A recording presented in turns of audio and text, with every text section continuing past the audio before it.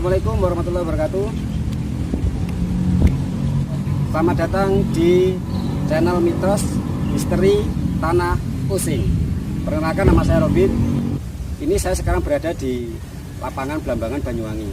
Di sebelah sana ada lokasi yang penuh dan syarat akan sejarah.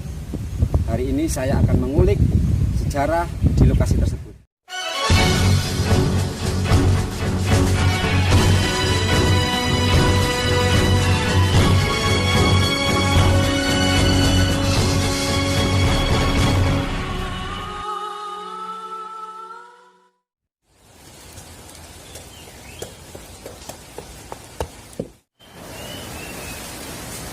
Assalamualaikum. Waalaikumsalam. Gimana Mas Hadri kabarnya hari ini? Alhamdulillah saya baik. Sampai gimana kabarnya Mas? Alhamdulillah. Saya juga baik. Nah, kita kemarin kan sudah janjian Mas Hadri. Mas Hadri itu mau menceritakan sejarah atau cerita yang ada di lokasi ini. Ya. Gimana Mas Hadri? Kita bisa mulai hari ini. Saya sudah gak sabar ini mau menceritakan. Oke. Nanti kita akan jalan-jalan, kita akan mereview tempat ini Ya. dan sekalian sejarah-sejarahnya. Ayo kita langsung ke sana. Oke. Oke. Yuk. Mulai kira-kira gimana sih awal mula bangunan ini dibangun? Atau sejarahnya seperti apa Mas? Ya. Awal mula bangunan ini adalah milik kerajaan Blambangan Mas. Saat Daningrat itu berkuasa. Ya. Nah, setelah itu saat Daningrat berkuasa itu diambil alih oleh Inggris. Dan diambil oleh Inggris itu tujuannya sih buat berdagang. Jadi iya. Banyuwangi di sekitaran situ buat jalur dagangnya orang Inggris, warga Inggris. Nah, jadilah dia orang Inggris bikin kantornya di sini ini. Oh, di lokasi ini. Jadi di lokasinya adalah kantornya orang Inggris dan dijadikan perdagangan. Awalnya bangunan ini adalah markas besarnya Singojilata. Nah, setelah orang Inggris datang, bangunan ini dialihfungsikan menjadi kantor untuk pedagang-pedagang Inggris pada masa itu. Mas, kita sambil tumpur Mas. Bisa dilanjutkan tadi ya Mas ceritanya. Seiring dengan berjalannya waktu, jadi bangunan ini yang semula menjadi Singojilata itu dialihfungsikan menjadi loji Mas. Jadi loji itu adalah penginapan untuk pedagang-pedagang Inggris yang datang ke sini. Oh betul. Seperti itu. Jadi dulu lokasi ini pernah menjadi sebuah penginapan bagi warga-warga Inggris yang sempat datang ke sini untuk berdagang Mas Hadri gitu ya. Iya benar. Dan Mas Robin asal sampai tahu ya, dulu itu di Taman Blambangan depannya asrama Inggrisan ini sempat menjadi namanya Tegaloji. Akhirnya kan Belanda masuk ke tanah Blambangan sini. Iya. Dan bangunan ini tuh dialihfungsikan sama orang Belanda menjadi markas militernya Belanda atau asrama perwiranya Belanda. Berarti dulu itu pernah sempat terjadi peperangan antara Belanda sama Inggris Mas? Dulu Mas, karena meskipun keduanya bersih tegang, tidak menggunakan kekuatan militer. Oh, nggak sampai terjadi peperangan antara Inggris sama Belanda itu? Ya, jadi tidak ada menggunakan kekuatan militer sama sekali. Oh. Pada tahun 1942 Mas, jadi Jepang langsung datang ke tanah Blambangan dan merebut kekuasaan sini gitu loh. Nah, jadi langsung mendiami tempat ini. Itu dialihfungsikan tempat ini, namanya itu kalau nggak salah markas Kanpetai. Kanpetai itu apa Mas? Kanpetai? Kanpetai itu semacam polisi rahasia Jepang. Ya. Berarti lokasi ini yang sekarang menjadi asrama Inggrisan itu awalnya adalah ditempati oleh Inggris, lalu ditempati oleh Belanda dan terakhir dijajah oleh Jepang dan ditempati oleh Jepang, seperti itu Mas ya? Ya betul, seperti itu. Setelah itu kelanjutannya gimana Mas? Setelah pasca kemerdekaan 1945, jadi bangunan ini direbut kembali oleh warga Blambangan. Kan Jepang kan yang terakhir menguasai ini. Jadi direbut kembali oleh warga Blambangan dan dialihfungsikan menjadi markas Batalion Macan Putih. Jadi setelah menjadi markas Batalion Macan Putih pada tahun 1949 dialihfungsikan lagi menjadi markas Batalion 510. Berarti kalau sekarang asrama Inggrisan ini sudah menjadi rumah dinas anggota Kodim 0825 ya Mas ya? Iya. Jadi Sobat Misteri, setelah tadi kita mengulik bangunan ini, asrama Inggrisan ini di siang hari, nanti saya akan coba nanti malam saya akan coba datang lagi ke sini sama Mas Hasil. Kira-kira Mas Hasil bisa menceritakan hal apa saja yang ada di sini pada waktu malam hari. Yang penasaran, ikuti terus dan simak terus video ini sampai akhir. Assalamualaikum, selamat malam Sobat Misteri. Kali ini saya berada di asrama Inggrisan di wilayah Banyuwangi. Tadi pagi atau tadi siang kita sudah melakukan penelusuran untuk melihat lokasi ini. Sekarang malam ini saya akan coba melakukan penelusuran untuk melihat aura atau apa saja yang ada di sekitaran sini di saat malam hari. Di sebelah sana ada saudara kita Mas Hasril yang sudah melakukan penelusuran atau melihat lokasi yang ada di sini. Oke, kita ikut ke sana ke Mas Hasril.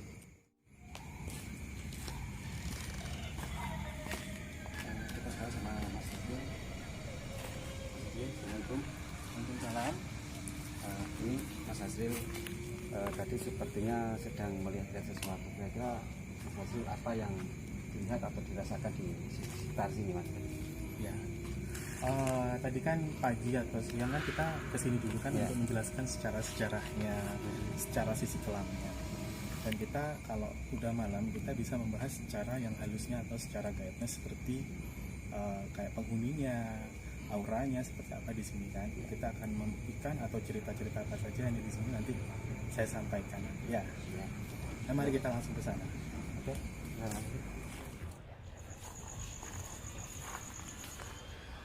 Sekarang kita berada di sebuah ruangan di asrama Inggrisan, di depan, tapi di bagian paling depan itu ada ruangan atau rumah kosong.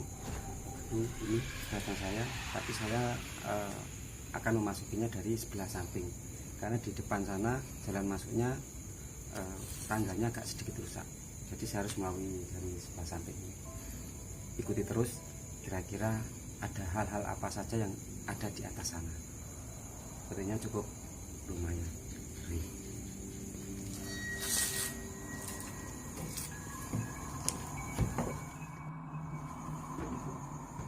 Jadi di sini tuh auranya kuat banget.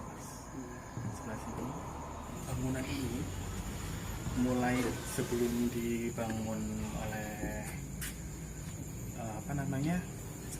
warga Belambangan atau tanah Belambangan, pribumi sini itu sebenarnya ada sosok yang udah diperintahkan untuk menunggu di bangunan ini gitu, Mas. Bangunan ini, Mas. Sosoknya yang ada di sini kira-kira apa aja? Jadi kalau yang asli yang menunggu sini itu ya, Mas, yang aslinya menunggu sini itu dia itu tinggi besar, terus kayak mukanya tuh seperti binatang. Ya, tangannya itu dari sininya tuh ke bawah. Jadi kalau manusia kan cuma sampai sini aja kan ya, itu sampai ke bawah sini. Jadi tangannya itu berdarah-darah ini. Jadi itu ada di bangunan sebelah sana.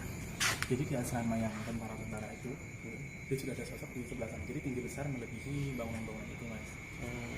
Gitu. Kalau aura dan energinya ini gimana? Soalnya kalau lihat bangunannya kan cukup tua sekali, Mas. Ini kan peninggalan Belanda. Saya beruntung seperti itu.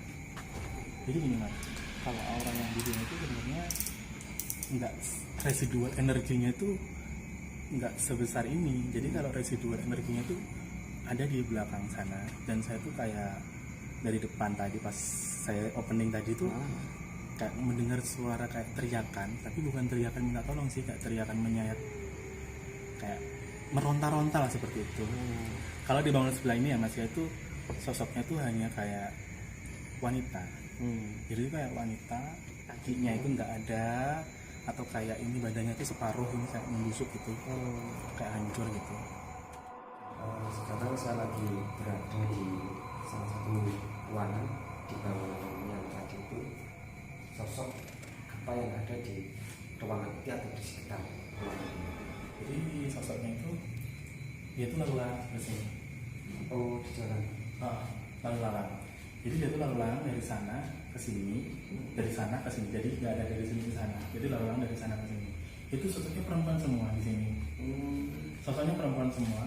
Dan ada yang kayak seperti di sebelah sini tuh kayak kaki-kaki aja lah gitu. kaki sebelah sini, kayak kaki berjalan di sebelah sini, langsung lanjut ke sini. Gitu. Sebenarnya bangunan ini tuh kayak gimana ya mas? Kayak aset negara ya. Kayak gini, tulisan-tulisan kayak gini tuh ibaratnya perbuatan orang-orang yang jahat atau orang-orang yang sangat tidak bertanggung jawab. Ini kita harus dijaga mas, bahwa kayak gini, terus yang seperti ini itu harus dijaga. Janganlah untuk pesan-pesan orang yang nonton, janganlah kita berbuat kayak gini. Ini bangunan itu harus dijaga. Jaga aset negara atau bangunan-bangunan yang terutama memiliki nilai budaya dan sejarah. Jangan kalian kotori atau jangan kalian berdiskusi hal-hal semacam di belakang ini.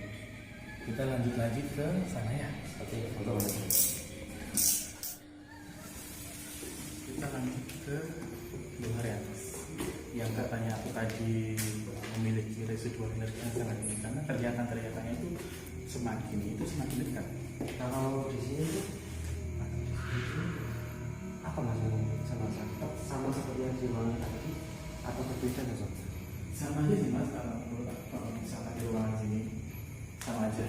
Jadi Ini juga ruangan loh ternyata. Jadi ini ruangan kalau kita masuk, ini ada ruangan lagi dan di sebelah sini juga ada ruangan dengan beberapa pintu di sebelah sana.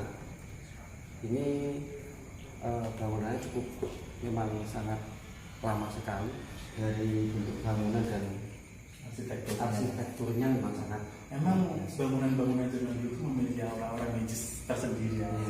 Karena apa? Bangunan ini kan udah ditinggalkan sejak dulu kan.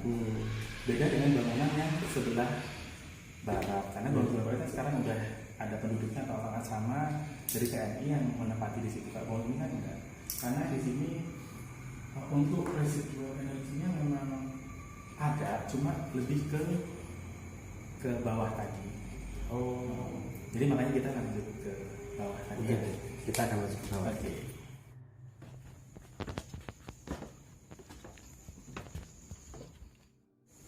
Ini lokasi yang dimaksud Mas Hasil tadi. Silakan Mas Hasil menjelaskan apa yang sama maksud apa di sini. Oke mas. Tadi kan saya baru masuk dari arah sana. Jadi mata saya tuh melihat kayak pemandangan zaman dulu. Kayak gimana ya mas? Kayak seorang wanita dari arah gapura masuk itu seperti diseret sama seorang pria. Gitu. Entah itu orang Jepang, orang Belanda, saya tidak tahu. Yang penting kalau dari sisi muka yang sisi ceweknya itu seperti orang Jepang mas. Jadi diseret sebelah sana di gapura tadi, di sana sebelah sana di gapura tadi, langsung ditaruh di kayak bawah bangunan tadi.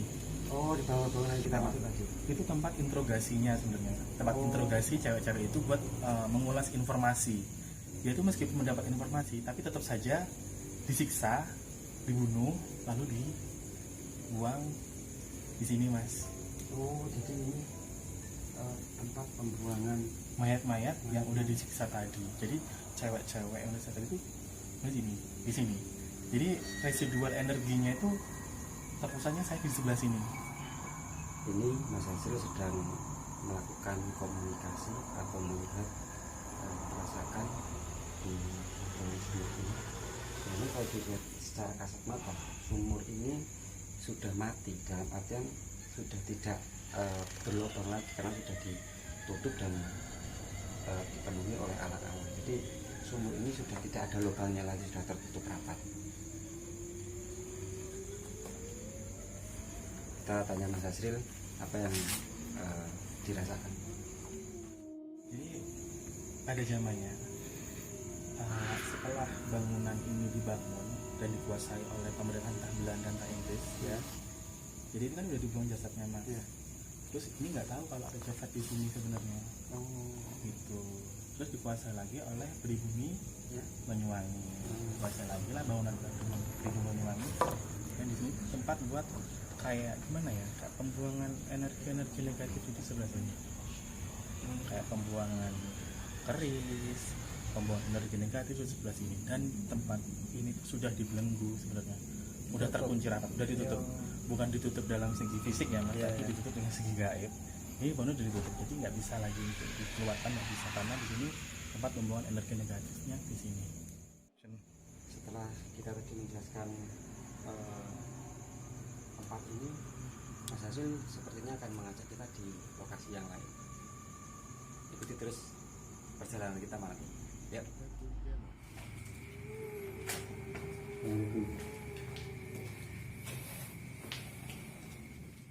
Jadi pintu yang sebelah sana, pintu sebelah sini itu adalah pintu keluar arah ke sumur tadi. Oh, di sana. Jadi untuk ceweknya itu disekapnya di sini, digali informasi. Setelah dapat informasinya langsung diseret ke sana. Jadi langsung dimasukin ke sumur itu. Ini ruangannya cukup lembab ya. Posisinya juga sangat pendek. Mungkin hanya sekitar 2 meter tingginya. Dan bangunannya memang cukup pengap karena memang minim sirkulasi udara soalnya di sini.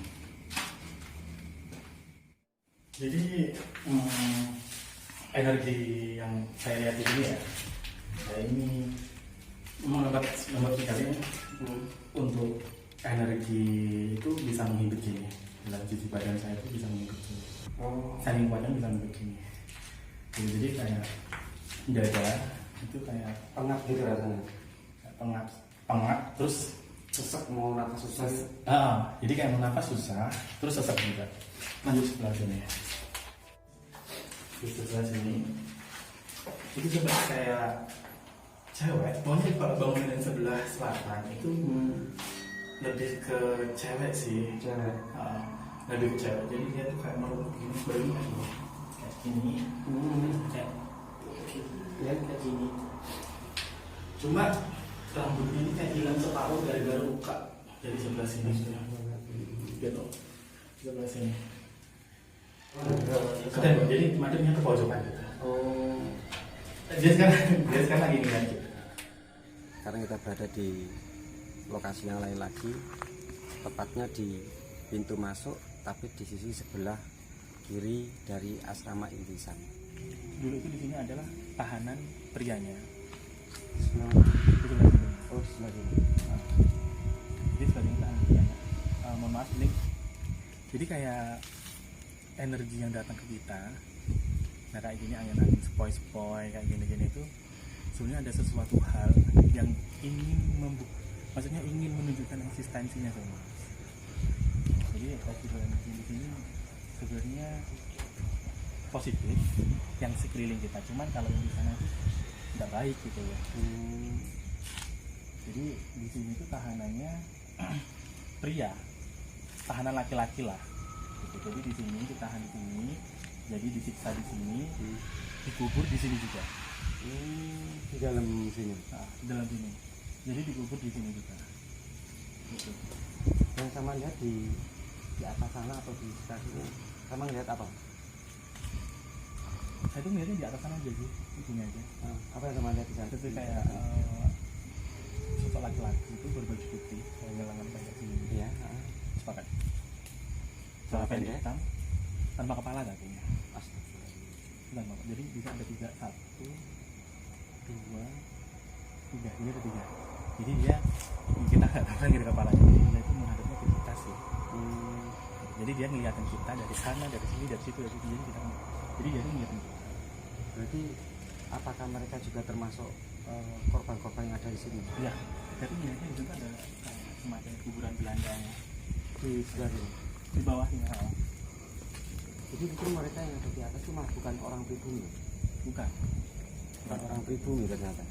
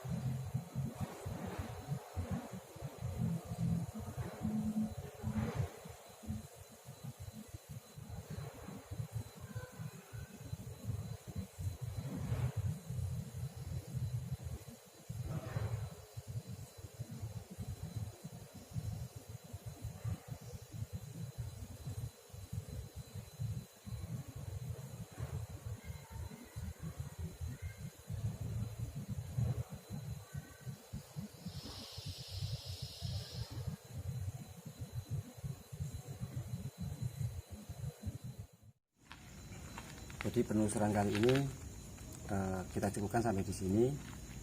Beberapa pesan-pesan moral yang ingin saya sampaikan adalah tolong kita sama-sama menjaga, terutama warga Blambangan dan warga Banyuwangi dan sekitarnya, untuk menjaga dan melestarikan lokasi ini, termasuk bangunan-bangunan yang menjadi salah satu cagar budaya dan menjadi warisan di bumi Blambangan ini.